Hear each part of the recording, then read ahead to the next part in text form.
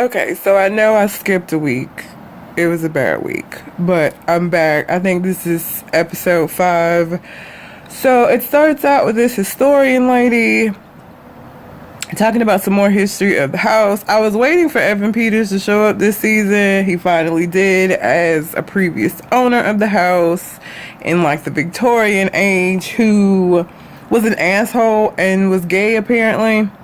He left his wife and children to run off with his gay black lover, which, okay then. He had a love for paintings, loved paintings more than people, bought a bunch of paintings, he put them in the house. He was the one that built the house. And of course weird shit started happening because it's the devil house and that's what happens. And one night all of the paintings were defaced. He freaked out, accused his staff of doing it, put some of the servants in like the cellar and said that they were going to stay there till somebody came forward. Before anybody could come forward, crazy bitch, Kathy Bates' character kills Evan Peters, so he had a real short cameo. Because of course she claims ownership to the land, and so anybody that's on it, she kills them during that blood moon.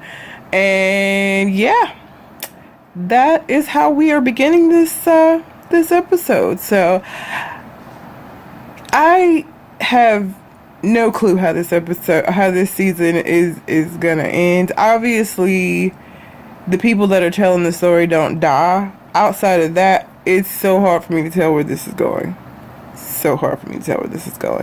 As these fools did not leave. Last week they say that they got Flora back, the little girl. And now it's the blood moon. Now the ghosts are able to actually kill. They were not able to escape the house, and then Evan Peters' character, which his name is Edward, is one of the ghosts, but he tells them that he can lead them to safety. Now, when the house was built, he had these secret passages put in to something about his art, child, I don't know. Anyway, he leads them into the woods, and then somebody puts hoods over their head and it went to commercial. Again, because this is only like episode 5, and the seasons are long, so I don't know how they're gonna draw this out and it makes sense and not become boring.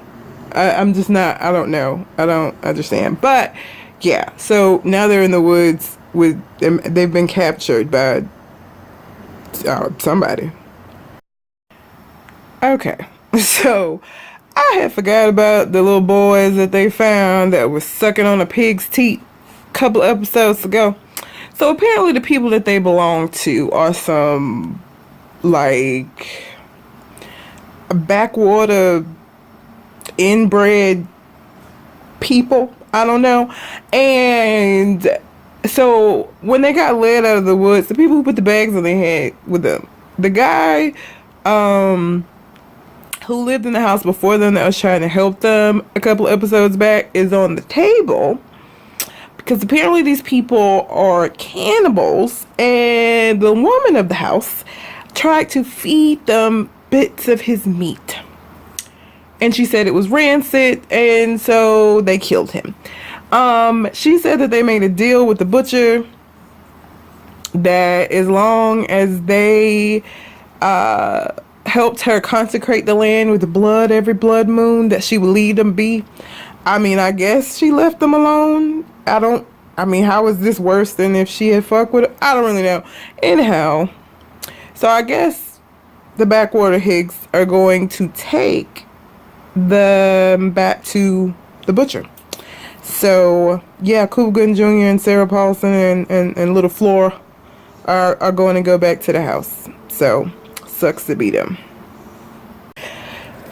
So we've been getting interrogated this entire time, and they finally let her go, and she got a text from Matt saying that Flora is okay. Flora's not okay. So the backwater hicks are taking them back to the house so that the butcher can get them, and Matt decides to be a hero and grab the shotgun out of one of the son's fathers. I mean, I believe they're all the same. And one of the other ones end up getting shot. So it's just the mom and the son.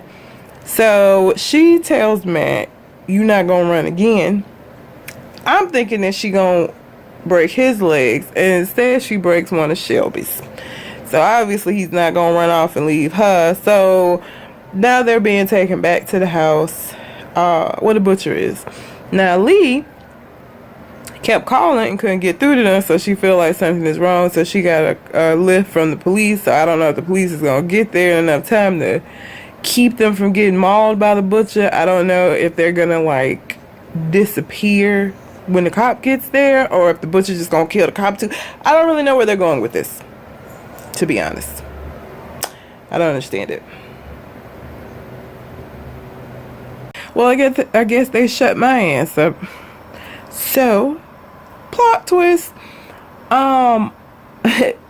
They get back to the house. The butcher's ready to kill them. Her son, who ain't never been with this shit, throws her and himself on the fire. Lee comes just in the nick of time to save them all. They all drive away. And apparently that's the end of their part of the story. Everybody survived. Now, in the scenes from next week, I don't really get what's going on because the, I guess, producer of this show that they were doing these interviews for was saying something about the camera never stops, don't stop rolling the camera, and showed I'm not sure. I don't know where they're going with this. I guess we're going to find out next week. I stand corrected. This made me a lot more interested in the show, since that documentary part of it seems to be over. I think that's what was like throwing me off. I don't really know. We're gonna find out next week. I will definitely be tuning in this week to see how they're gonna progress from here. So should be interesting. So that's it. And I will see you guys in my next video. Later, loves. Boy.